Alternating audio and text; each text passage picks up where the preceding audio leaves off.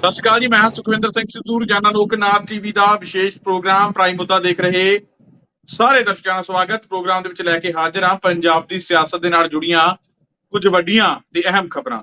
ਸਭ ਤੋਂ ਪਹਿਲਾਂ ਗੱਲਬਾਤ ਜਿਹੜੀ ਹੈ ਉਹ ਇਹ ਕਰਾਂਗੇ ਕਿ ਕੁੰਵਰ ਵਿਜੇ ਪ੍ਰਤਾਪ ਦਾ ਇੱਕ ਵਾਰ ਫਿਰ ਤੋਂ ਦਰਦ ਛਲਕਿਆ ਹੈ ਬੇਅਦਬੀ ਅਤੇ ਗੋਲੀकांड ਮਾਮਲਿਆਂ ਨੂੰ ਲੈ ਕੇ। ਉਧਰ ਪੰਜਾਬ ਸਰਕਾਰ ਭਗਵੰਤ ਮਾਨ ਤੇ ਅਰਵਿੰਦ ਕੇਜਰੀਵਾਲ ਨੂੰ ਵੱਡਾ ਝਟਕਾ ਲੱਗਿਆ। ਕੀ ਉਹ ਝਟਕਾ ਉਸ ਤੇ ਵੀ ਗੱਲਬਾਤ ਕਰਾਂਗੇ ਤੇ ਨਾਲ ਹੀ ਨਾਲ ਗੱਲਬਾਤ ਕਰਾਂਗੇ ਕਿ ਭਗਵੰਤ ਮਾਨ ਅਤੇ ਪੰਜਾਬ ਸਰਕਾਰ ਨੂੰ ਇੱਕ ਵੱਡੀ ਰਾਹਤ ਕੀ ਹੈ ਉਸ ਤੇ ਗੱਲਬਾਤ ਕਰਾਂਗੇ। ਗੱਲਬਾਤ ਕਰਨ ਲਈ ਮੇਰੇ ਨਾਲ ਮੌਜੂਦ ਨੇ ਪ੍ਰੋਫੈਸਰ ਮਨਜੀਤ ਸਿੰਘ ਅਣਖੀ ਸਾਹਿਬ। ਸਭ ਤੋਂ ਪਹਿਲਾਂ ਸਵਾਗਤ ਕਰਾਂਗੇ, ਫਿਰ ਪ੍ਰੋਗਰਾਮ ਦੀ ਸ਼ੁਰੂਆਤ ਕਰਾਂਗੇ। ਅਣਖੀ ਸਾਹਿਬ, ਸਵਾਗਤ ਹੈ ਜੀ ਪ੍ਰੋਗਰਾਮ ਦੇ ਵਿੱਚ ਤੁਹਾਡਾ। ਬਹੁਤ ਬਹੁਤ ਸ਼ੁਕਰੀਆ ਸਾਰਿਆਂ ਨੂੰ। ਸਤਿ ਸ੍ਰੀ ਅਕਾਲ ਜੀ। ਅਣਖੀ ਸਾਹਿਬ, ਮੈਨੂੰ ਲੱਗਦਾ ਥੋੜੇ ਦਰਸ਼ਕ ਨਾ ਪਿਛਲੇ ਮੇਰੇ 2-3 ਦਿਨ ਤੋਂ ਬੋਲਣ ਦਾ ਜਿਹੜਾ ਸਟਾਈਲ ਜਿਹਾ ਉਹ ਤੋਂ ਥੋੜਾ ਜਿਹਾ ਮੈਨੂੰ ਲੱਗਦਾ ਉਹਨਾਂ ਨੂੰ ਸੋਚਦੇ ਹੋਣਗੇ ਕਿ ਬਦਲਿਆ ਜਿਹਾ ਲੱਗ ਰਿਹਾ, ਕਿਉਂਕਿ ਮੇਰਾ ਨਾ ਮੂੰਹ ਬਹੁਤ ਜ਼ਿਆਦਾ ਛਾਲੇ ਹੋਣ ਦੇ ਕਰਕੇ ਜਿਹੜਾ ਸਹੀ ਤਰੀਕੇ ਦੇ ਨਾਲ ਬੋਲਿਆ ਨਹੀਂ ਜਾ ਰਿਹਾ, ਜਿਹਦੇ ਕਰਕੇ ਕੁਝ ਕੁ ਸ਼ਬਦ ਜਿਹੜੇ ਆ ਉਹ ਬੜੇ ਦੇ ਅੜੇ ਹੀ ਰਹਿ ਜਾਂਦੇ ਆ ਤੇ ਤਕਲੀਫ ਕਾਫੀ ਹੁੰਦੀ ਆ ਬੋਲਣ ਦੀ। ਚਲੋ ਫਿਰ ਵੀ ਪ੍ਰੋਗਰਾਮ ਆਪਾਂ ਕਰਨਾ ਹੁੰਦਾ ਤੇ ਉਵੇਂ ਹੀ ਜਿਹੜਾ ਉਹ ਕਰਦੇ ਤਾਂ ਕੁਝ ਜੇ ਸ਼ਬਦ ਇੱਧਰ ਉੱਧਰ ਹੋ ਜਾਣ ਤਾਂ ਜਾਂ ਕੁਝ ਸਹੀ ਢੰਗ ਨਾਲ ਨਾ ਬੋਲੇ ਜਾਣ ਤਾਂ ਦਰਸ਼ਕ ਜਿਹੜੇ ਉਹ ਮਾਫ ਕਰ ਸਕਦੇ ਨੇ ਤੇ ਕਿਉਂਕਿ ਤਕਲੀਫ ਹੈਗੀ ਹੈ ਬੋਲਣ ਦੇ ਵਿੱਚ। ਅਣਖ ਸਾਹਿਬ, ਸ਼ੁਰੂਆਤ ਜਿਹੜੀ ਹੈ ਉਹ ਆਪਾਂ ਇਸੇ ਖਬਰ ਤੋਂ ਕਰਾਂਗੇ ਕਿ ਕੁੰਵਰ ਵਿਜੇ ਪ੍ਰਤਾਪ ਦਾ ਇੱਕ ਵਾਰ ਫਿਰ ਤੋਂ ਕਹਿੰਦੇ ਦਰਦ ਛਲਕਿਆ ਹੈ ਬੇਅਦਬੀ ਦੀ ਗੋਲੀकांड ਮਾਮਲੇ ਨੂੰ ਲੈ ਕੇ। ਆਪਾਂ ਇੰਟਰਵਿਊ ਕੀਤੀ ਸੀ ਕੁੰਵਰ ਵਿਜੇ ਪ੍ਰਤਾਪ ਹੋਰਾਂ ਦੀ, ਉਹਦੇ ਵਿੱਚ ਵੀ ਉਹਨਾਂ ਦਾ ਕਾਫੀ ਦਰਦ ਛਲਕਿਆ ਸੀ। ਉਹਦੇ ਵਿੱਚ ਵੀ ਉਹਨਾਂ ਨੇ ਇਹ ਗੱਲਾਂ ਕਹੀਆਂ ਸੀ ਕਿ ਹੁਣ ਜਿਹੜਾ ਇਨਸਾਫ ਦੀ ਉਮੀਦ ਬੜੀ ਘੱਟ ਹੈ। ਚਲੋ ਫਿਰ ਵੀ ਉਹਨਾਂ ਨੇ ਇੱਕ ਪੋਲੀਟੀਸ਼ੀਅਨ ਦੇ ਤੌਰ ਤੇ ਵੀ ਇੱਕ ਗੱਲ ਕੀਤੀ, ਕਿਉਂਕਿ ਉਹ ਜਿਹੜੀ ਪਾਰਟੀ ਦੇ ਵਿੱਚ ਨੇ ਉਸ ਦੀ ਸਰਕਾਰ ਹੈ ਤੇ ਉਹਨਾਂ ਨੇ ਕਿਹਾ ਕਿ ਚਲੋ ਸਾਡੀ ਸਰਕਾਰ ਹੋਣ ਦੇ ਕਰਕੇ ਹੋ ਸਕਦਾ ਕਿ ਜਿਹੜੀ ਇਸ ਮਾਮਲੇ ਦੇ ਵਿੱਚ ਇਨਸਾਫ ਮਿਲ ਜਾਵੇ। ਇਨਸਾਫ ਦੀ ਕਰਨ ਜਿਹੜੀ ਉਹ ਜਾਗੀ ਹੈ, ਪਰ ਉਮੀਦ ਜਿਹੜੀ ਆ ਬੜੀ ਘੱਟ ਹੈ। ਔਰ ਨਾਲ ਹੀ ਨਾਲ ਉਹਨਾਂ ਨੇ ਇਹ ਵੀ ਗੱਲਾਂ ਕਹਿੰਦੇ ਰਹੇ ਕਿ ਅੱਜ ਤੱਕ ਜਿਹੜਾ ਹਾਲੇ ਤੱਕ ਇਹ ਨਹੀਂ ਪਤਾ ਲੱਗਿਆ ਕਿ ਕਿਹੜੀ SIT ਜਿਹੜੀ ਆ ਇਸ ਮਾਮਲਿਆਂ ਦੀ ਜਿਹੜੀ ਆ ਉਹ ਜਾਂਚ ਕਰੂਗੀ। ਯਾਨੀ ਵੱਡੇ ਜਿਹੜੇ ਸਵਾਲ ਕੁੰਵਰ ਵਿਜੇ ਪ੍ਰਤਾਪ ਨੇ ਆਪਣੇ ਇੰਟਰਵਿਊ ਦੇ ਵਿੱਚ ਵੀ ਖੜੇ ਕੀਤੇ ਸੀ ਤੇ ਹੁਣ ਵੀ ਦਰਦ ਜਿਹੜਾ ਉਹਨਾਂ ਦਾ ਛਲਕਿਆ ਹੈ। ਕਿਵੇਂ ਦੇਖਦੇ ਹੋ, ਕੀ ਕਹਿੰਦੇ ਨੇ ਕੁੰਵਰ ਵਿਜੇ ਪ੍ਰਤਾਪ ਬੇਅਦਬੀ ਅਤੇ ਗੋਲੀकांड ਦੇ ਮਾਮਲਿਆਂ ਨੂੰ ਲੈ ਕੇ? ਸੁਖਵਿੰਦਰ ਜੀ, ਕੁੰਵਰ ਵਿਜੇ ਪ੍ਰਤਾਪ ਸਿੰਘ ਹੁਣੀ ਇਸ ਮੁੱਦੇ ਨਾਲ ਜਿਸ ਤਰੀਕੇ ਨਾਲ ਅੱਗੇ ਵੀ ਅਸੀਂ ਗੱਲ ਕਰਦੇ ਹਾਂ ਬੜੇ ਭਾਵਨਾਤਮਕ ਤੌਰ ਤੇ ਜੁੜੇ ਹੋਏ ਆ। ਜਦੋਂ ਵੀ ਉਹਨਾਂ ਨੂੰ ਕਿਤੇ ਵੀ ਗੱਲ ਕਰਨ ਦਾ ਮੌਕਾ ਮਿਲਦਾ ਜਾਂ ਲੋਕਾਂ ਨੂੰ ਮੁਖਾਤਬ ਹੁੰਦੇ ਨੇ ਤਾਂ ਇਸ ਗੱਲ ਨੂੰ ਜ਼ਰੂਰ ਉਹ ਦੱਸਦੇ ਨੇ ਕਿ ਉਹਨਾਂ ਦੀ ਰਿਪੋਰਟ ਦੇ ਨਾਲ ਕੀ ਕੁਝ ਹੋਇਆ ਤੇ ਰਿਪੋਰਟ ਨਾਲ ਕਰਵਾਇਆ ਕਿੱਦਾਂ ਨਹੀਂ।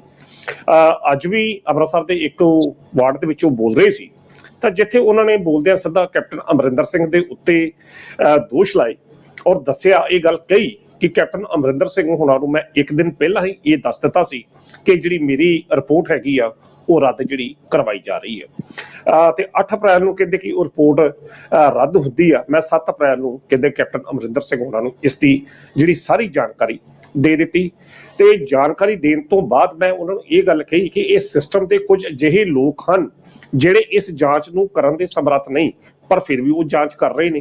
ਕਹਿੰਦੇ ਕੈਪਟਨ ਅਮਰਿੰਦਰ ਸਿੰਘ ਹੋਣਾ ਦੇ ਮੈਂ ਸਮੇਂ-ਸਮੇਂ ਦੇ ਧਿਆਨ ਵਿੱਚ ਇਹ ਗੱਲਾਂ ਜਿਹੜੀਆਂ ਲਿਆਉਂਦਾ ਰਿਹਾ। ਉਸ ਤੋਂ ਇਲਾਵਾ ਉਹਨਾਂ ਨੇ ਇਹ ਸਭ ਤੋਂ ਜ਼ਿਆਦਾ ਜਿਹੜੀ ਉਹਨਾਂ ਨੂੰ ਹੈਰਾਨਗੀ ਆ ਔਰ ਉਸ ਇੰਟਰਵਿਊ ਦੇ ਵਿੱਚ, ਜਿਸ ਇੰਟਰਵਿਊ ਨੂੰ ਤੁਸੀਂ ਹੈਂਡਲ ਕੀਤਾ ਸੀ, ਉਹਨਾਂ ਦੇ ਵਿੱਚ ਵੀ ਉਹਨਾਂ ਨੇ ਇਹ ਗੱਲ ਬਾਰ-ਬਾਰ ਕਹੀ ਤੇ ਇਹੋ ਗੱਲ ਉਹਨਾਂ ਨੇ ਅੱਜ ਵੀ ਕਹੀ।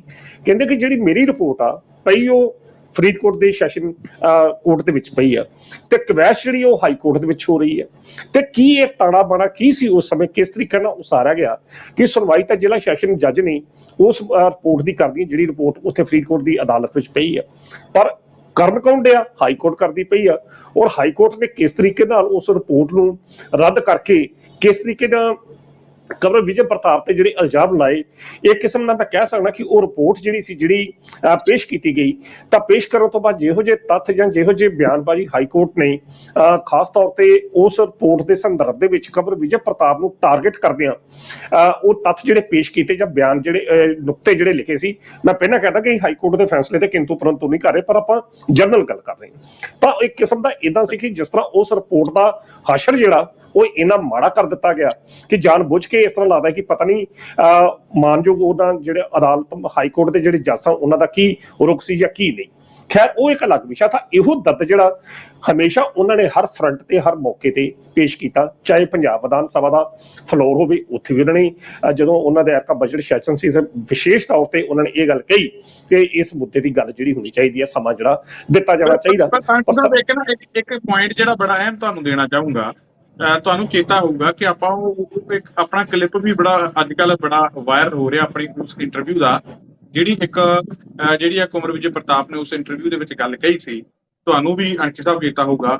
ਬੇਸ਼ੱਕ ਉਹਨਾਂ ਦੀ ਸਰਕਾਰ ਹੈ, ਬੇਸ਼ੱਕ ਉਹ ਬੜਾ ਕੁਝ ਜਿਹੜਾ ਸਰਕਾਰ ਉਹਨੇ ਦਾਅਵੇ ਕਰ ਰਹੀ ਹੋਵੇ, ਪਰ ਕੁਮਰ ਵਿਜੇ ਪ੍ਰਤਾਪ ਐਜ਼ ਆ ਜਿਹੜਾ IPS ਅਫਸਰ ਦੇ ਤੌਰ ਤੇ ਜੋ ਕੁਝ ਉਹਨਾਂ ਨੇ ਆਪਣੇ ਮਹਿਕਮੇ ਨੂੰ ਵਾਚਿਆ ਜਦੋਂ IPS ਦੀ ਨੌਕਰੀ ਦੇ ਉੱਪਰ ਸੀਗੇ, ਤਾਂ ਉਹਨਾਂ ਨੇ ਇੱਕ ਬੜੀ ਵੱਡੀ ਗੱਲ ਕਹੀ ਅੰਕਿਤ ਸਾਹਿਬ ਕਿ ਪੰਜਾਬ ਪੁਲਿਸ ਦੇ ਵਿੱਚ ਅੱਜ ਕੋਈ ਇੱਕ ਵੀ ਅਜਿਹਾ ਅਫਸਰ ਨਹੀਂ ਜਿਹਦੇ ਅੰਦਰ ਹਿੰਮਤ ਹੋਵੇ ਬਾਦਲਾਂ ਖਿਲਾਫ ਕਾਰਵਾਈ ਕਰਨ ਦੀ।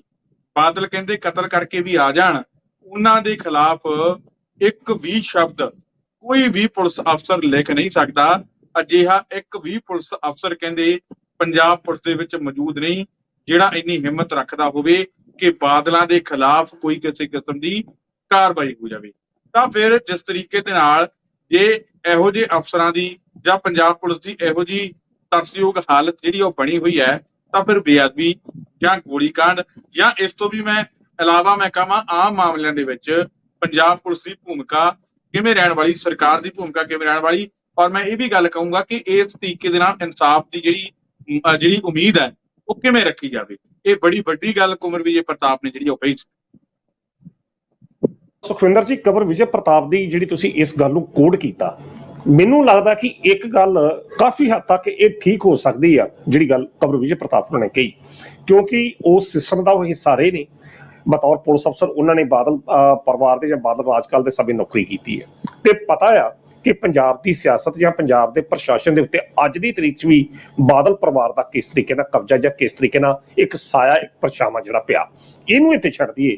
ਸੁਖਵਿੰਦਰ ਜੀ, ਅਗਰ ਇਸ ਤੋਂ ਅੱਗੇ ਜਾ ਕੇ ਮੈਂ ਗੱਲ ਕਰਾਂ, ਕੈਪਟਨ ਅਮਰਿੰਦਰ ਸਿੰਘ ਦੀ 2017 ਤੋਂ ਲੈ ਕੇ 2022 ਤੱਕ ਸਰਕਾਰ ਰਹਿੰਦੀ ਹੈ, ਤਾਂ ਉਸ ਵਕਤ ਜਦੋਂ ਕੈਪਟਨ ਅਮਰਿੰਦਰ ਸਿੰਘ ਹੁਣੀ ਸੱਤਾ ਤੋਂ ਬਾਹਰ ਸਨ ਤਾਂ ਲੋਕ ਕੈਪਟਨ ਅਮਰਿੰਦਰ ਸਿੰਘ ਦਾ ਉਹ ਰੂਪ ਵੇਖਣਾ ਚਾਹੁੰਦੇ ਸਨ ਜਿਹੜਾ 2002 ਤੇ 2007 ਤੱਕ ਕੈਪਟਨ ਅਮਰਿੰਦਰ ਸਿੰਘ ਦਾ ਸੀ। ਕੈਪਟਨ ਨੇ ਫੜ ਕੇ ਇਹਨਾਂ ਦੋਵਾਂ ਪਿਓ ਪੁੱਤਾਂ ਨੂੰ ਫੜ ਕੇ ਜੇਲ੍ਹ ਦੇ ਅੰਦਰ ਡੱਕਿਆ, ਭਾਵੇਂ 1 ਘੰਟੇ ਵਾਸਤੇ, ਭਾਵੇਂ 1 ਦਿਨ ਵਾਸਤੇ ਉਸਨੇ ਡੱਕਿਆ। ਤੇ 2007 ਤੋਂ ਬਾਅਦ ਜਦੋਂ ਫਿਰ ਬਾਦਲ ਸਰਕਾਰ ਹੋਂਦ ਵਿੱਚ ਆਉਂਦੀ ਹੈ ਤਾਂ ਫਿਰ ਕਿਸ ਤਰੀਕੇ ਨਾਲ ਉਹਨਾਂ ਨੇ ਕੈਪਟਨ ਨੂੰ ਭਜਾਇਆ, ਇਹ ਵੀ ਸਾਰੀ ਗੱਲ ਲੋਕੀ ਜਾਣਦੇ ਨੇ। ਵਿਧਾਨ ਸਭਾ ਦੇ ਵਿੱਚ ਸੁਖਬੀਰ ਹੋਣਾ ਨੇ ਕੈਪਟਨ ਅਮਰਿੰਦਰ ਸਿੰਘ ਦੀ ਇੱਕ ਕਿਸਮ ਨਾਲ ਜਿਹੜੀ ਵਿਧਾਇਕੀ ਸੀ ਇਹਦੇ ਉੱਤੇ ਵੀ ਪ੍ਰਸ਼ਨ ਚਿੰਨ੍ਹ ਜਿਹੜੇ ਲਾਤੇ, ਉਹ ਬੀਤੇ ਦੀਆਂ ਗੱਲਾਂ। ਤਾਂ ਲੋਕਾਂ ਨੇ ਜਦੋਂ 10 ਸਾਲਾਂ ਦੇ ਵਕਫੇ ਤੋਂ ਬਾਅਦ ਕੈਪਟਨ ਮਾਫ ਕਰਦਾ ਕਾਂਗਰਸ ਪਾਰਟੀ ਨੂੰ ਇੱਕ ਭਾਰੀ ਬਹੁਮਤ ਦਿੱਤਾ, ਤਾਂ ਇਸ ਕਰਕੇ ਦਿੱਤਾ ਹੈ ਕਿ ਸ਼ਾਇਦ ਬੇਇਨਸਾਫ ਬੇਅਦਬੀਆਂ ਦਾ ਇਨਸਾਫ ਤੇ ਦੂਜੇ ਪਾਸੇ ਗੋਲੀकांड ਦਾ ਇਨਸਾਫ ਕੈਪਟਨ ਅਮਰਿੰਦਰ ਸਿੰਘ ਦੇਣਗੇ। ਤਾਂ ਕੈਪਟਨ ਅਮਰਿੰਦਰ ਸਿੰਘ ਉਹੀ ਕੈਪਟਨ ਸੀ ਕਿ ਜਿਹੜੇ ਹੱਥ ਵਿੱਚ ਗੁਟਕਾ ਫੜ ਕੇ ਤੇ ਕਹਿੰਦੇ ਹੁੰਦੇ ਕਿ ਮੈਂ ਇਹਨਾਂ ਪਿਓ ਪੁੱਤਾਂ ਨੂੰ ਫੜ ਕੇ ਅੰਦਰ ਕਰੂੰਗਾ। ਖੈਰ, ਤੇ ਜਦੋਂ 2017 ਚ ਸਰਕਾਰ ਬਣਦੀ ਹੈ ਤਾਂ ਉਹੀ ਕੈਪਟਨ ਅਮਰਿੰਦਰ ਸਿੰਘ ਦਾ ਜਿਹੜਾ ਰੁਖ ਸੀ ਬਾਦਲ ਪਰਿਵਾਰ ਦੇ ਪ੍ਰਤੀ ਕਿਹੋ ਜਿਹਾ ਸਾਰੀ ਦੁਨੀਆ ਜਾਣਦੀ ਹੈ। ਉਹ ਵੀ ਗੱਲ ਛੱਡ ਦੋ, ਉਹਦੇ ਵਿੱਚ ਸਿਰਫ ਤੇ ਸਿਰਫ ਨਵਜੋਤ ਸਿੰਘ ਸਿੱਧੂ ਨੇ ਅਖੀਰਲੇ ਚੰਨੀ ਸਰਕਾਰ ਦੇ ਸਮੇਂ ਇਹ ਮੁੱਦਾ ਚੁੱਕਿਆ ਤੇ ਵਿਕਰਮ ਮਜੀਠੀਏ ਹੋਣੀ ਉਹਨਾਂ ਦੇ ਪਰਚਾ ਦਰਜ ਹੋਇਆ ਤੇ ਉਹ ਅੰਦਰ ਚਲੇ ਗਏ। ਉਸ ਤੋਂ ਮਗਰੋਂ ਬੇਅਦਬੀਆਂ ਦੇ ਮੁੱਦੇ, ਕੁਮਰ ਵਿਜੇ ਪ੍ਰਤਾਪ ਵਾਲੀ ਗੱਲ ਆਪਾਂ ਉਧਰ ਹੀ ਆ ਰਿਹਾ। ਉਸ ਤੋਂ ਬਾਅਦ ਬੇਅਦਬੀਆਂ ਦਾ ਮੁੱਦਾ, ਗੋਲੀकांड ਦਾ ਮੁੱਦਾ, ਜਿਸ ਮੁੱਦੇ ਨੂੰ ਲੈ ਕੇ ਕੈਪਟਨ ਅਮਰਿੰਦਰ ਸਿੰਘ ਦੀ ਸਰਕਾਰ ਚਲੀ ਗਈ ਤੇ ਪੰਜਾਬ 'ਚ ਆਮ ਆਦਮੀ ਪਾਰਟੀ ਭਾਰੀ ਬਹੁਮਤ ਨਾਲ ਆਈ। ਇਹ ਉਹ ਪਾਰਟੀ ਜਿਹੜੀ ਕਹਿੰਦੀ ਸੀ ਕਿ 24 ਘੰਟਿਆਂ ਦੇ ਵਿੱਚ ਅਸੀਂ ਫੜ ਕੇ ਦੋਸ਼ੀ ਜਿਹੜੇ ਨੇ ਅੰਦਰ ਕਰ ਦਾਂਗੇ। ਕਹਿਣ ਦਾ ਅਰਥ ਹੈ ਕਿ ਅੱਜ 4 ਮਹੀਨੇ ਜਾਂ 4.5 ਮਹੀਨੇ ਹੋ ਚੱਲੇ ਨੇ। ਇਸ ਸਰਕਾਰ ਨੂੰ ਪਤਾ ਕਿ ਸਾਡੇ ਹੀ ਪਾਰਟੀ ਦੇ ਉਸ ਵਿਧਾਇਕ ਨੇ ਜਾਂਚ ਕੀਤੀ ਜਿਹੜਾ ਉਸ ਵੇਲੇ ਪੁਲਿਸ ਅਧਿਕਾਰੀ ਸੀ, ਈਵਨ ਕਿ ਸਭ ਕੁਝ ਤੱਥ ਵੀ ਆ, ਪਰ ਫਿਰ ਵੀ ਜੇਕਰ ਅੱਜ ਦੀ ਵੀ ਆਮ ਆਦਮੀ ਪਾਰਟੀ ਦੀ ਸਰਕਾਰ ਬੇਅਦਬੀਆਂ ਦੇ ਸੰਬੰਧ ਵਿੱਚ, ਦੂਜੇ ਪਾਸੇ ਗੋਲੀकांड ਦੇ ਸੰਦਰਭ ਦੇ ਵਿੱਚ, ਤੇ ਤੀਜੇ ਬੰਨੇ ਉਹ ਰਿਪੋਰਟ ਰੱਦ ਹੋਈ, ਜਿਹੜਾ ਪਤਾ ਆ, ਸਭ ਕੁਝ ਪਤਾ ਹੋਣ ਦੇ ਬਾਵਜੂਦ ਵੀ ਜੇਕਰ ਬਾਦਲ ਪਰਿਵਾਰ ਨੂੰ ਹੱਥ ਨਹੀਂ ਪਾ ਰਹੀ ਜਾਂ ਉਹਨਾਂ ਨੂੰ ਨਹੀਂ ਚੁੱਕ ਰਹੀ, ਤਾਂ ਸੁਖਵਿੰਦਰ ਜੀ ਫਿਰ ਸਾਫ਼ ਆ ਕਿ ਜਿਸ ਤਰੀਕੇ ਨਾਲ ਉਹਨਾਂ ਦੀਆਂ ਜੜ੍ਹਾਂ ਪੰਜਾਬ ਦੇ ਪ੍ਰਸ਼ਾਸਨ ਵਿੱਚ ਡੂੰਘੀਆਂ ਨੇ, ਉਸੇ ਤਰੀਕੇ ਨਾਲ ਉਹਨਾਂ ਦਾ ਜਿਹੜਾ ਸਾਇਆ ਜਾਂ ਪਰਛਾਵਾਂ ਬੇਸ਼ੱਕ ਕਿਸੇ ਵੀ ਪਾਰਟੀ ਦਾ ਰਾਜਨੀਤਿਕ ਆਗੂ ਆ ਜੇ ਉਹਦੇ ਉੱਤੇ ਰਹਿਣਾ ਹੀ ਰਹਿਣਾ। ਤੇ ਫਿਰ ਸਾਰੇ ਇਸ ਪ੍ਰਸੰਗ ਦੇ ਵਿੱਚ ਸੁਖਵਿੰਦਰ ਜੀ ਇਨਸਾਫ ਕਿੱਥੋਂ ਮਿਲਣਾ? ਇਨਸਾਫ ਤਾਂ ਫਿਰ ਗੁਰੂ ਮਹਾਰਾਜ ਹੀ ਦੇਣਗੇ। ਅੱਜ ਸੁਖਬੀਰ ਸਿੰਘ ਬਾਦਲ ਉਹਨਾਂ ਦਾ ਇੱਕ ਵੀਡੀਓ ਬੜਾ ਵਾਇਰਲ ਹੋ ਰਿਹਾ, ਕਿਤੇ ਲੈਕਚਰ ਦੇ ਰਹੇ ਸੀ ਗੁਰੂ ਕੇ ਬਾਗ ਦਾ ਜਿਹੜਾ 100 ਸਾਲਾ ਸ਼ਤਾਬਦੀ ਮਨਾ ਰਹੇ ਸੀ। ਉੱਥੇ ਉਹਨਾਂ ਨੇ ਗੱਲ ਬੜੀ ਵੱਡੀਆਂ ਦੋ ਚਾਰ ਗੱਲਾਂ ਜਿਹੜੀਆਂ ਕੀਤੀਆਂ ਕਿ ਸ਼੍ਰੋਮਣੀ ਅੱਜ ਉਹਨਾਂ ਨੇ ਇੰਨੀ ਗੱਲ ਕਹੀ ਕਿ ਲੋਕੀ ਇਲਜ਼ਾਮ ਲਾਉਂਦੇ ਨੇ, ਬੜੀ ਸਿਆਣਪ ਨਾਲ ਗੱਲ ਕੀਤੀ ਉਹਨਾਂ ਨੇ, ਜਾਂ ਅਸੀਂ ਕਹਿ ਸਕਦੇ ਕਿ ਇੱਕ ਰਾਜਸੀ ਨੇਤਾ ਵੱਲੋਂ ਕਿ ਜਿਹੜੀਆਂ ਬੇਅਦਬੀਆਂ ਸ਼੍ਰੋਮਣੀ ਅਕਾਲੀ ਦਲ ਨੇ ਕਰਾਈਆਂ। ਉਹਨਾਂ ਨੇ ਆਪਣੀ ਗੱਲ ਨਹੀਂ ਕਹੀ, ਕਹਿੰਦਾ ਸ਼੍ਰੋਮਣੀ ਅਕਾਲੀ ਦਲ ਕੌਣ ਆ? ਸ਼੍ਰੋਮਣੀ ਅਕਾਲੀ ਦਲ ਤੁਸੀਂ ਜੇ, ਸ਼੍ਰੋਮਣੀ ਅਕਾਲੀ ਦਲ ਅਸੀਂ ਆ। ਕਹਿਣ ਦਾ ਅਰਥ ਹੈ ਕਿ ਸੁਖਬੀਰ ਸਿੰਘ ਬਾਦਲ ਨੇ ਫਿਰ ਇੱਕ ਚਾਲ ਚੱਲੀ, ਕਿਉਂਕਿ ਸਾਰਿਆਂ ਲੋਕਾਂ ਨੂੰ ਪਤਾ ਕਿ ਬੇਅਦਬੀਆਂ ਦੇ ਜ਼ਿੰਮੇਵਾਰ ਕੌਣ ਆ। ਗੋਲੀकांड ਕਿਸ ਸੰਦਰਭ 'ਚ ਹੋਇਆ? ਬਾਦਲ ਪਰਿਵਾਰ ਦਾ ਲੋਕੀ ਨਾਮ ਲੈਂਦੇ ਆ, ਸ਼੍ਰੋਮਣੀ ਅਕਾਲੀ ਦਲ ਦਾ ਨਾਮ ਲੋਕ ਨਹੀਂ ਲੈਂਦੇ। ਪਰ ਸੁਖਬੀਰ ਸਿੰਘ ਬਾਦਲ ਨੇ ਇਸ ਮੁੱਦੇ ਨੂੰ ਵੀ ਸਮੇਟਣ ਦਾ ਯਤਨ ਕਰਦੇ ਇਹ ਗੱਲ ਕਹੀ ਕਿ ਦੇਖੋ ਸ਼੍ਰੋਮਣੀ ਅਕਾਲੀ ਦਲ ਤੇ ਇਲਜ਼ਾਮ ਲਾਇਆ ਜਾਂਦਾ ਕਿ ਸ਼੍ਰੋਮਣੀ ਅਕਾਲੀ ਦਲ ਨੇ ਬੇਅਦਬੀਆਂ ਕਰਾਈਆਂ। ਤਾਂ ਉਸ ਤੇ ਸ਼੍ਰੋਮਣੀ ਅਕਾਲੀ ਦਲ ਹੈ ਕੌਣ? ਲੋਕਾਂ ਨੂੰ ਕਹਿੰਦੇ ਤੁਸੀਂ ਜੇ ਆ ਜੇ ਤੇ ਕਿਤੇ ਵੀ ਉਹਨਾਂ ਨੇ ਆਪਣਾ ਨਾਮ ਨਹੀਂ ਲਿਆ। ਤੇ ਜੇਕਰ ਬਾਦਲ ਪਰਿਵਾਰ ਅੱਜ ਆਪਣਾ ਨਾਮ ਲੈ ਲੈਂਦਾ, ਸੁਖਬੀਰ ਸਿੰਘ ਬਾਦਲ ਉੱਥੇ ਸਟੇਜ ਤੇ ਇੰਨੀ ਗੱਲ ਕਹਿ ਦਿੰਦੇ, ਤੇ ਸ਼ਾਇਦ ਸਥਿਤੀਆਂ ਕੁਝ ਹੋਰ ਹੁੰਦੀਆਂ। ਪਰ ਸੁਖਬੀਰ ਸਿੰਘ ਬਾਦਲ ਹੁਣੀ ਕਹਿੰਦੇ ਨਹੀਂ, ਹੋਰ ਤੁਸੀਂ ਅੱਗੇ ਕਰ ਲਓ। ਇਹ ਸੁਖਬੀਰ ਸਿੰਘ ਬਾਦਲ ਹੁਣੀ ਉਹ ਨੇ ਕਿ ਜਿਹੜਾ ਪਹਿਲਾ ਅਕਾਲੀ ਦਲ ਦਾ ਪ੍ਰਧਾਨ ਹੈ ਜਿਹਦੇ 102 ਸਾਲਾਂ ਦੇ ਇਤਿਹਾਸ ਵਿੱਚ ਅਕਾਲੀ ਦਲ ਹੀ ਭੰਗ ਕਰਤਾ। ਅੱਜ ਤੱਕ ਕਿਸੇ ਵੀ ਪ੍ਰਧਾਨ ਨੇ ਸ਼੍ਰੋਮਣੀ ਅਕਾਲੀ ਦਲ ਨੂੰ, ਇਹਦਾ ਇਤਿਹਾਸ ਵੇਖੋ 100 ਸਾਲਾਂ ਦਾ, ਕਦੇ ਭੰਗ ਨਹੀਂ ਕੀਤਾ। ਭੰਗ ਕਰਨ ਦਾ ਮਤਲਬ ਅਕਾਲੀ ਦਲ ਖਤਮ ਹੋ ਗਿਆ।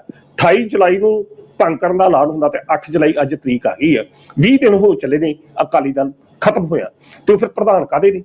ਕਹਿਣ ਦਾ ਅਰਥ ਹੈ ਕਿ ਜਿਹੜੀ ਤੁਸੀਂ ਗੱਲ ਆਪਣੀ ਸ਼ਾਇਦ ਕਿ ਦੂਜੇ ਬੰਦੇ ਨੂੰ ਬਣਦੇ ਨੇ ਜੀ 28 ਜੁਲਾਈ ਤੋਂ ਲੈ ਕੇ ਮੇਰੇ ਖਿਆਲ 8 ਅਗਸਤ ਤੱਕ ਜੀ 11 ਦਿਨ ਜਾਂ 10-11 ਦਿਨ ਬਣਦੇ ਨੇ। ਚਲੋ ਜਿੰਨੇ ਵੀ ਬਣਦੇ, ਅਕਾਲੀ ਦਲ ਖਤਮ ਹੋ ਗਿਆ। ਜੇ ਭੰਗ ਕਰਤਾ ਮਤਲਬ ਖਤਮ ਹੋ ਗਿਆ, ਤੇ ਪ੍ਰਧਾਨ ਫਿਰ ਉਹ ਕੱਸਦਾ। ਤੇ ਫਿਰ ਵੀ ਇਸ ਸਭ ਦੇ ਬਾਵਜੂਦ ਵੀ ਜਿਸ ਤਰੀਕੇ ਨਾਲ ਉਹ ਬੇਅਦਬੀਆਂ ਦੇ ਦੋਸ਼ੀ ਆਪਣੇ ਉੱਤੇ ਨਹੀਂ ਰਹਿੰਦੇ, ਸ਼੍ਰੋਮਣੀ ਅਕਾਲੀ ਦਲ ਨੂੰ ਉੱਤੇ ਸੁੱਟ ਕੇ ਆਪਣੇ ਇਸ ਸਾਰੇ ਅਸੀਂ ਕਹਿ ਸਕਦੇ ਹਾਂ ਕਿ ਇਸ ਸਾਰੇ ਵਤਾਰੇ ਵਿੱਚੋਂ ਨਿਕਲਣ ਦਾ ਇੱਕ ਯਤਨ ਕਰ ਰਹੇ ਆ, ਤੇ ਸਜ਼ਾਵਾਂ ਕਿੱਥੇ ਮਿਲਣੀਆਂ? ਸੁਖਵਿੰਦਰ ਜੀ ਗੱਲ ਫਿਰ ਕਮਰ ਵਿਜੇ ਪ੍ਰਤਾਪ ਸਿੰਘ ਤੇ ਹੀ ਲੈ ਕੇ ਉੱਥੇ ਲੈ ਆਉਂਦੇ ਕਿ ਜਿਹੜੀ ਉਹਨੇ ਗੱਲ ਕਹੀ ਹੈ ਕਿ ਪੰਜਾਬ ਦੇ ਕਿ ਪੁਲਿਸ ਅਫਸਰ ਦੀ ਤਾਂ ਗੱਲ ਛੱਡੋ, ਪੰਜਾਬ ਦਾ ਕੋਈ ਵੀ ਮੁੱਖ ਮੰਤਰੀ ਆ ਜੇ ਬਾਦਲਾਂ ਨੂੰ ਇੱਕ ਵਾਰੀ ਹੱਥ ਪਾਉਣ ਲੱਗਿਆ 100 ਵਾਰੀ ਸੋਚਦਾ। ਇਹੋ ਭਗਵੰਤ ਸਿੰਘ ਮਾਨ ਸੀ ਜਿਹੜੇ ਜਾ ਕੇ ਪ੍ਰਕਾਸ਼ ਸਿੰਘ ਬਾਦਲ ਜਾਂ ਸੁਖਬੀਰ ਸਿੰਘ ਬਾਦਲ ਨੂੰ ਕੋਸ-ਕੋਸ ਚੱਟਦੇ ਨੇ, ਜਾਂ ਬਿਕਰਮ ਸਿੰਘ ਮਜੀਠੀਆ ਦੇ ਸੰਬੰਧੀ ਕਿਹੋ ਜਿਹੀਆਂ ਕਿੱਕਲੀਆਂ ਬੋਲਦੇ ਰਹੇ ਨੇ। ਹੁਣ ਕਦੇ ਇੱਕ ਵੀ ਜ਼ਬਾਨ ਉਹਨਾਂ ਨੇ ਜਿਹੜੀ ਆ ਉਹ ਨਹੀਂ ਖੋਲੀ। ਕਹਿਣ ਦਾ ਅਰਥ ਇਹ ਹੈ ਸੁਖਵਿੰਦਰ ਜੀ, ਜਦੋਂ ਪਾਰਟੀਆਂ ਸੱਤਾ ਦੇ ਵਿੱਚ ਵਿਰੋਧੀ ਧਿਰ ਦੀ ਭੂਮਿਕਾ ਹੁੰਦੀਆਂ ਉਦੋਂ ਕੁਝ ਕਰਦੀਆਂ ਨੇ, ਅੰਦਰੋਂ ਇਹ ਸਾਰੇ ਇੱਕੋ ਹੀ ਨੇ, ਸਾਰੇ ਮਿਲੇ ਨੇ। ਕਦੇ ਤੁਹਾਡੀ ਵਾਰੀ, ਕਦੇ ਮੇਰੀ ਵਾਰੀ। ਤੁਸੀਂ ਇਹ ਦੇਖ ਲਓ, ਇਹੋ ਕੇਜਰੀਵਾਲ ਸੀ ਕਿ ਜਿਸ ਨੇ ਬਿਕਰਮਜੀਤ ਸਿੰਘ ਮਜੀਠੀਆ ਕੋਲ ਜਾ ਕੇ ਮਾਫੀ ਮੰਗ ਲਈ, ਜਦੋਂ ਹੁਣ ਆਪਣਾ ਮੌਕਾ ਆਇਆ ਉਹਨੂੰ ਫੜ ਕੇ ਅੰਦਰ ਤਾੜਦਾ। ਕਹਿਣ ਦਾ ਅਰਥ ਹੈ ਕਿ ਇਹਨਾਂ ਅਰਥਾਂ ਦੇ ਵਿੱਚ ਕਮਰ ਵਿਜੇ ਪ੍ਰਤਾਪ ਸਿੰਘ ਦਾ ਦਰਦ, ਉਹ ਵਿਅਕਤੀ ਜਿਹੜਾ ਪੰਜਾਬ ਦੇ ਅਸੀਂ ਕਹਿ ਸਕਦੇ ਕਿ ਪੰਜਾਬ ਨਾਲ ਉਸਦਾ ਕੋਈ ਸੰਬੰਧ ਨਹੀਂ, ਪੰਜਾਬ ਨਾਲ ਉਸਦਾ ਸਿਰਫ ਇੰਨਾ ਸੰਬੰਧ ਆ ਕਿ ਉਹ ਪੰਜਾਬ ਦੇ ਵਿੱਚ ਬਤੌਰ ਕੇਡਰ IPS ਅਫਸਰ ਆਏ। ਤਾਂ ਫਿਰ ਸਿੱਖੇ ਧਰਮ ਦੇ ਨਾਲ ਜਾਂ ਸਿੱਖ ਇਤਿਹਾਸ ਨੂੰ ਇੰਨਾ ਕੁ ਜਾਣਿਆ ਕਿ ਇਸ ਮੁੱਦੇ ਨੂੰ ਉਹਨਾਂ ਨੇ ਆਪਣੇ ਅੰਦਰ ਵਸਾ ਲਿਆ ਤੇ ਭਾਵਨਾਤਮਕ ਮੁੱਦੇ ਤੇ ਇਹਦੇ ਨਾਲ ਜੁੜੇ ਨੇ। ਤੇ ਜੇਕਰ ਉਹੋ ਜਿਹਾ ਵਿਅਕਤੀ, ਪੰਜਾਬ ਤੋਂ ਬਾਹਰੀ ਵਿਅਕਤੀ, ਇਸ ਮੁੱਦੇ ਨੂੰ ਲੈ ਕੇ ਇੰਨਾ ਗੰਭੀਰ ਆ ਕਿ ਆਪਣੀ ਸਰਕਾਰ ਦੀ ਵੀ ਆਲੋਚਨਾ ਕਰਨ ਤੋਂ ਉਹ ਟਲਦੇ ਨਹੀਂ ਆ ਜਾਂ ਡਰਦੇ ਨਹੀਂ ਆ, ਤਾਂ ਫਿਰ ਅਸਲ ਸਿੱਖ ਉਹ ਆ ਕਿ ਅਸਲ ਸਿੱਖ ਉਹ ਨਹੀਂ ਕਿ ਅਸੀਂ ਜਿਹੜੀਆਂ ਵੱਡੀਆਂ ਵੱਡੀਆਂ ਪੱਗਾਂ ਬੰਨ੍ਹ ਕੇ ਅਸੀਂ ਗੱਲ ਕਹਿ ਦਿੰਦੇ ਆ ਕਿ ਅਸੀਂ ਇਹ ਕੀ ਆ। ਅਸਲ ਸਿੱਖ ਉਹ ਆ ਕਿ ਜਿਹੜਾ ਸਿੱਖੀ ਦੀਆਂ ਕਦਰਾਂ ਕੀਮਤਾਂ ਦੀ ਰਾਖੀ ਕਰਦਾ, ਜਿਹੜਾ ਸਿੱਖੀ ਵਾਸਤੇ ਸਭ ਕੁਝ ਕਰ ਗੁਜ਼ਰਨ ਦੀ ਹਿੰਮਤ ਹੈਗੀ ਆ। ਉਸ ਬੰਦੇ ਨੇ IPS ਦਾ ਉਹਦਾ ਮਿੰਟ 'ਚ ਤਿਆਗ ਦਿੱਤਾ। ਇੱਥੇ ਸ਼੍ਰੋਮਣੀ ਅਕਾਲੀ ਦਲ ਦੇ ਪ੍ਰਧਾਨ ਸੁਖਬੀਰ ਸਿੰਘ ਬਾਦਲ ਕੋਲ ਸਾਰੀ ਦੁਨੀਆ ਕਹਿ ਕੇ ਮਰਦੀ ਪਈ ਹੈ ਕਿ ਭਾਈ ਪ੍ਰਧਾਨ ਜੀ ਅਸਤੀਫਾ ਦੇ ਦਿਓ, ਪ੍ਰਧਾਨ ਜੀ ਅਸਤੀਫਾ ਦੇ ਦਿਓ। ਪ੍ਰਧਾਨ ਜੀ ਨੇ ਕਦੇ ਉਸ ਮੁੱਦੇ ਤੇ ਆਉਣਾ ਹੀ ਨਹੀਂ। ਗੱਲ ਹੀ ਉਹ ਦੂਜੇ ਪਾਸੇ ਜਿਸ ਤਰੀਕੇ ਨਾਲ ਅੱਜ ਉਹਨਾਂ ਨੇ ਮੋੜੀ ਆ, ਤੇ ਮਨਸ਼ੇ ਸੁਖਵਿੰਦਰ ਜੀ ਸਾਫ਼ ਕਲੀਅਰ ਹੋ ਜਾਂਦੇ ਆ ਕਿ ਕਮਰ ਵਿਜੇ ਪ੍ਰਤਾਪ ਤਾਂ ਸਿਰਫ ਇਹ ਗੱਲ ਕਹਿੰਦਾ ਕਿ ਕਿਸੇ ਪੁਲਿਸ ਅਫਸਰ 'ਚ ਇੰਨੀ ਹਿੰਮਤ ਨਹੀਂ ਹੈਗੀ ਜਿਹੜਾ ਬਾਦਲ ਪਰਿਵਾਰ ਜਾਂ ਉਸ ਬੇਅਦਬੀਆਂ ਦੇ ਮਾਮਲਿਆਂ ਦੇ ਵਿੱਚ ਕਥਿਤ ਤੌਰ ਤੇ ਦੋਸ਼ੀ ਪਰਿਵਾਰਾਂ ਨੂੰ ਫੜ ਕੇ ਕੋਈ 2 ਹਰਫ ਲਿਖ ਸਕਣ। ਉਹਨਾਂ ਦਾ ਕਾਡਡ ਬਿਆਨ ਹੈਗਾ ਬਿਲਕੁਲ। ਤੇ ਮੈਨੂੰ ਤਾਂ ਲੱਗਦਾ ਕਿ ਕਿਸੇ ਰਾਜਨੀਤਿਕ ਵੀ ਆਗੂ ਦੇ ਵਿੱਚ ਵੀ ਇੰਨੀ ਹਿੰਮਤ ਨਹੀਂ ਹੈਗੀ ਕਿ ਸੁਖਬੀਰ ਸਿੰਘ ਬਾਦਲ ਜਾਂ ਪ੍ਰਕਾਸ਼ ਸਿੰਘ ਬਾਦਲ ਉਹਨਾਂ ਨੂੰ ਇਸ ਮੁੱਦੇ ਤੇ ਕੋਈ ਘੇਰ ਸਕਣ।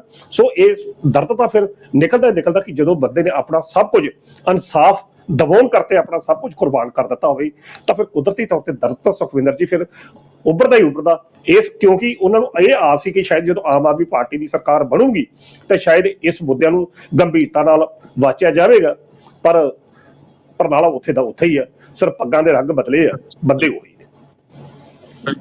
ਉਧਰ ਅਗਲੀ ਖਬਰ ਦੀ ਆਪਾਂ ਅਣਖੀ ਸਾਹਿਬ ਗੱਲਬਾਤ ਜੇ ਕਰ ਲਈਏ, ਅਗਲੀ ਖਬਰ ਇਹ ਹੈ ਕਿ ਪੰਜਾਬ ਸਰਕਾਰ ਨੂੰ ਇੱਕ ਕਰਾਰਾ ਝਟਕਾ ਲੱਗਿਆ।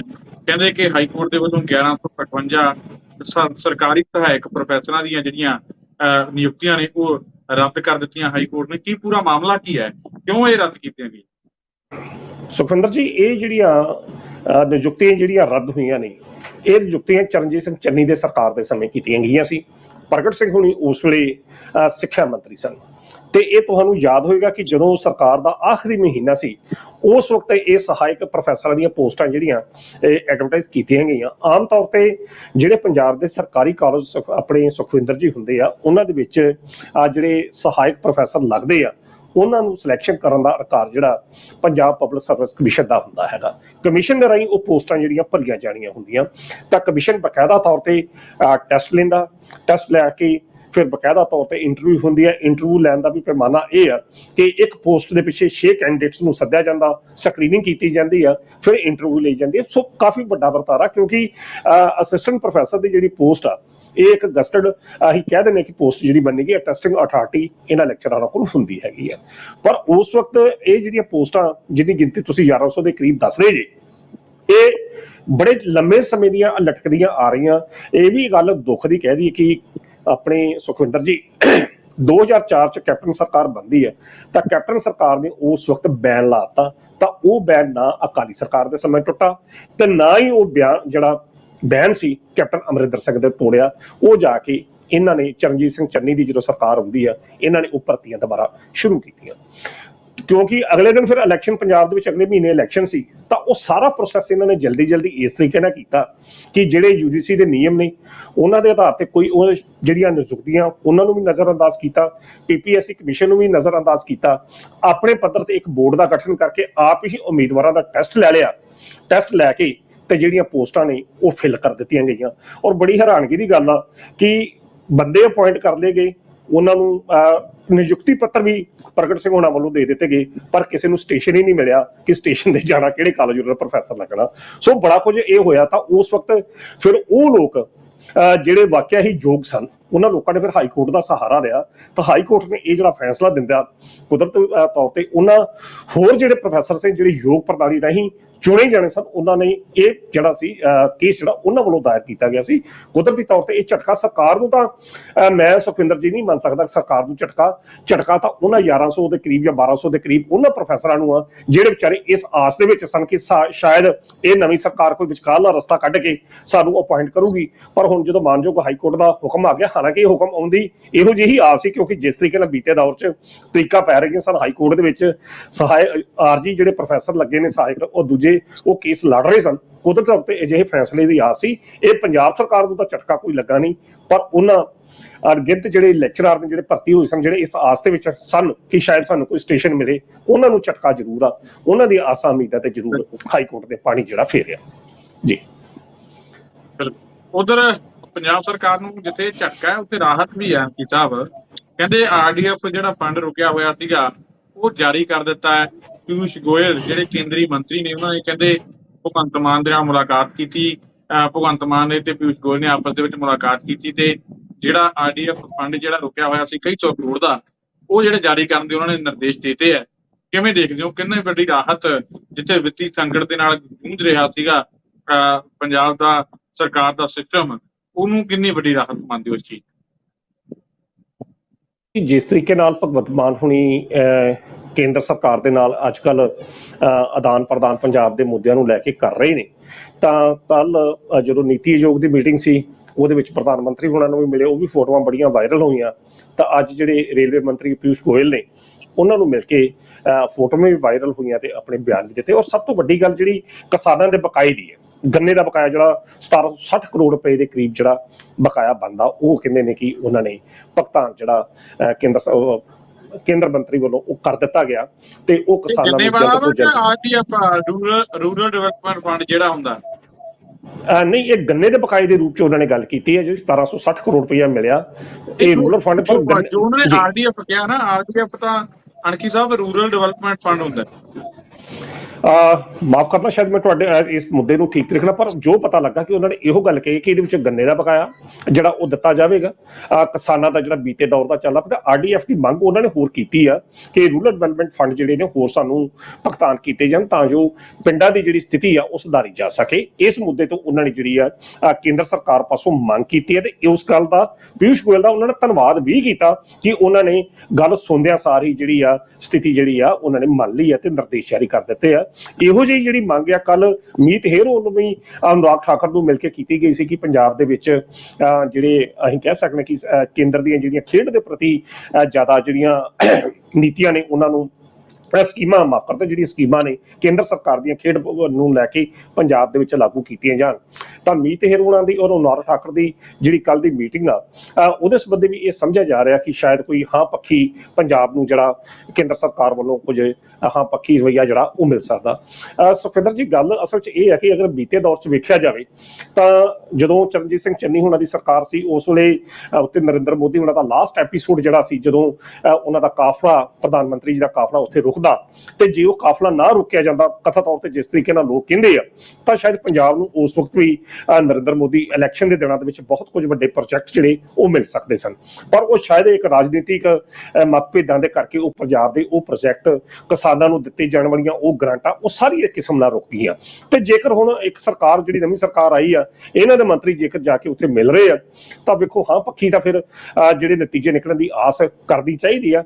ਬਾਕੀ ਸੁਖਵਿੰਦਰ ਜੀ ਕੇਂਦਰ ਦੇ ਰਾਜਨੀਤਿਕ ਜਿਹੜੇ ਮਤਭੇਦ ਉਹ ਕੁਝ ਹੋਰ ਤਰ੍ਹਾਂ ਪਾਰਟੀਆਂ ਨਾਲ ਹੁੰਦੇ ਆ ਪਰ ਲੋਕਾਂ ਦੇ ਨਾਲ ਉਹਨਾਂ ਦਾ ਵਤੀਰਾ ਕੇਂਦਰ ਦੇ ਵਿੱਚ ਕੋਈ ਵੀ ਸਰਕਾਰ ਹੋਵੇ ਪੰਜਾਬ ਦੇ ਵਿੱਚ ਬੇਸ਼ੱਕ ਵਿਰੋਧੀ ਧਿਰ ਦੀ ਸਰਕਾਰ ਹੋਵੇ ਕੇਂਦਰ ਨੂੰ ਲੋਕਾਂ ਦੇ ਨਾਲ ਵਿਤਕਰਾ ਨਹੀਂ ਕਰਨਾ ਚਾਹੀਦਾ। ਰਾਜਨੀਤਿਕ ਪਾਰਟੀਆਂ ਦਾ ਜਿਸ ਤਰ੍ਹਾਂ ਮਰਜ਼ੀ ਵਿਤਕਰਾ ਉਹ ਚੱਲਦਾ ਰਹਿਣਾ ਚਾਹੀਦਾ ਹੈਗਾ। ਸੋ ਇਹੋ ਹੀ ਆਪਾਂ ਇਹਦੇ ਸੰਬੰਧੀ ਕਹਿ ਸਕਦੇ ਹਾਂ। ਬਾਕੀ ਸੁਖਿੰਦਰ ਜੀ ਸਵੇਰੇ ਆਪਾਂ ਚਲਾਨ ਜਿਹੜਾ ਟੋਲ ਪਲਾਜ਼ੇ ਵਾਲੀ ਜਿਹੜੀ ਗੱਲ ਕਰ ਰਹੇ ਸਾਂ ਜਿਹਦੇ ਵਿੱਚ ਤੁਸੀਂ ਇੰਨੀ ਗੱਲ ਕਹੀ ਕਿ ਵਿਧਾਇਕ ਨੂੰ ਜਿਹੜਾ ਉਹ ਨਹੀਂ ਇਸ ਤਰ੍ਹਾਂ ਵਿਧਾਇਕ ਦੇ ਸੰਬੰਧੀ ਇਹੀ ਗੱਲ ਕੀਤੀ ਸੀ ਕਰਮਵੀਰ ਦੇ ਸੰਬੰਧ ਵਿੱਚ ਤਾਂ ਮੈਨੂੰ ਸੁਖਿੰਦਰ ਜੀ ਗੱਲ ਵਿਧਾਇਕ ਦੀ ਗੱਲ ਆ ਗਈ ਤਾਂ ਉਹ ਗੱਲ ਸਿਰਫ 2 ਮਿੰਟਾਂ 'ਚ ਮੈਂ ਖਤਮ ਕਰਾਂਗਾ ਕਿ ਮੈਨੂੰ ਯਾਦ ਆ ਕਿ 1997-98 'ਚ ਜਦੋਂ ਪਹਿਲੀ ਵਾਰ ਪੰਜਾਬ ਵਿੱਚ ਪ੍ਰਕਾਸ਼ ਸਿੰਘ ਬਾਦਲ ਹੋਣਾ ਦੀ ਸਰਕਾਰ ਕੋਈ 15-16 ਸਾਲਾਂ ਬਾਅਦ ਬਣਦੀ ਹੈ ਤਾਂ ਸਾਡੇ ਇੱਕ ਮਾਝੇ ਦਾ ਵਿਧਾਇਕ ਸੀ ਤਾਂ ਉਹ ਮੰਤਰੀ ਬਣ ਗਏ। ਮੰਤਰੀ ਦੀ ਸਹੁੰ ਚੁੱਕ ਕੇ ਚੰਡੀਗੜ੍ਹੋਂ ਤੁਰੇ ਤਾਂ ਜਦੋਂ ਜਲੰਧਰ ਤੋਂ ਰਈਏ ਤੋਂ ਬਟਾਲੇ ਨੂੰ ਬੱਸ ਜਾਂਦੀ ਤਾਂ ਰਸਤੇ ਦੇ ਵਿੱਚ ਬਾਬਾ ਬਕਾਲਾ ਸਾਹਿਬ ਆਉਂਦੇ ਆ ਤਾਂ ਬਾਬਾ ਬਕਾਲਾ ਸਾਹਿਬ ਉੱਥੇ ਫਾਟਕ ਉੱਥੇ ਲੱਗਾ ਹੁੰਦਾ ਸੀ ਰੇਲਵੇ ਕ੍ਰਾਸਿੰਗ ਹਮੇਸ਼ਾ ਗੱਡੀਆਂ ਉੱਥੇ ਲੰਘਦੀਆਂ ਰਹਿਣੀਆਂ ਤਾਂ ਫਾਟਕ ਬੰਦ ਰਹਿਣਾ। ਅਸੀਂ ਉਹਨਾਂ ਦਿਨਾਂ 'ਚ ਨਵੀਂ ਪੱਤਰਕਾਰੀ 'ਚ ਪਏ ਸਾਂ ਮੰਤਰੀ ਸਾਹਿਬ ਦੇ ਨਾਲ ਕਿਉਂਕਿ ਹਲਕੇ ਦੇ ਉਹ ਸਾਡੇ ਇਲਾਕੇ ਦੇ ਸਨ ਤਾਂ ਅਸੀਂ ਮੰਤਰੀ ਸਾਹਿਬ ਨਾਲ ਬੈਠੇ ਤੇ ਮੰਤਰੀ ਸਾਹਿਬ ਨਵੇਂ ਸਹੁੰ ਚੁੱਕ ਕੇ ਆਏ ਤਾਂ ਜਦੋਂ ਫਾਟਕ ਅੱਗੇ ਬੰਦ ਮਿਲਿਆ ਤਾਂ ਉਹ ਮੰਤਰੀ ਸਾਹਿਬ ਆਪਣੇ ਪੀਏ ਨੂੰ ਕਹਿੰਦੇ ਕਿ ਉਹਨੂੰ ਰੇਲਵੇ ਵਾਲੇ ਨੂੰ ਕਹਿ ਕੇ ਆ ਕਿ ਫਾਟਕ ਖੋਲ ਦਿਓ ਕਿ ਮੰਤਰੀ ਸਾਹਿਬ ਆਏ ਨੇ।